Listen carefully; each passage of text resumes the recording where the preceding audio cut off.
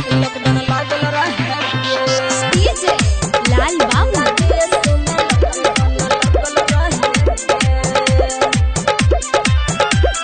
Singing by Usha Yadav.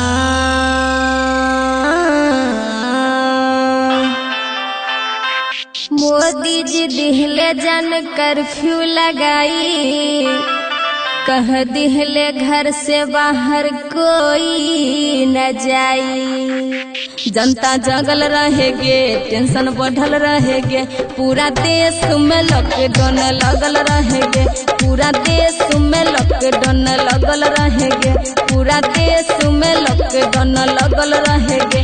जनता जगल रहेगे, tension बढ़ल रहेगे, जनता जगल रहेगे, पूरा देश में लॉकडाउन लगल रहेगे, पूरा देश में लॉकडाउन लगल रहेगे। Recording by Suman Studio. DJ Lal Babu Singing by Mosab Yadav.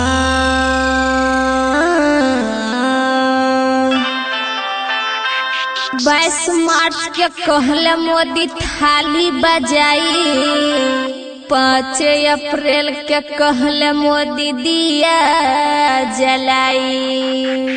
गाड़ी बंद रहेगे, कहीं ना जात रहेगे, पूरा देश में लॉकडाउन लगल रहेगे, पूरा देश में लॉकडाउन लगल रहेगे, पूरा देश में लॉकडाउन लगल रहेगे।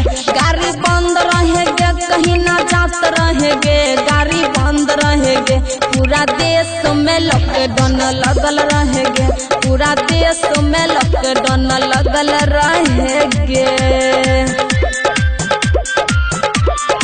Arvind Rag Music. Singing by Usha Yadav.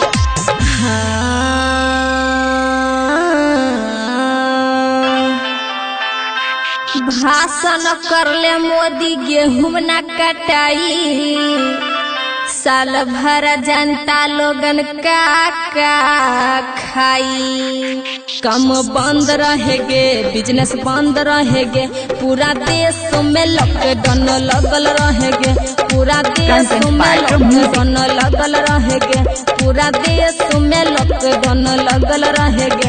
कम बंद रहेगे, बिजनेस बंद रहेगे, कम बंद रहेगे, पूरा देश में लॉकडाउन लगल रहेगे, पूरा देश में लॉकडाउन लगल रहेगे, पूरा देश में लॉकडाउन लगल रहेगे। Recording by Suman Studio.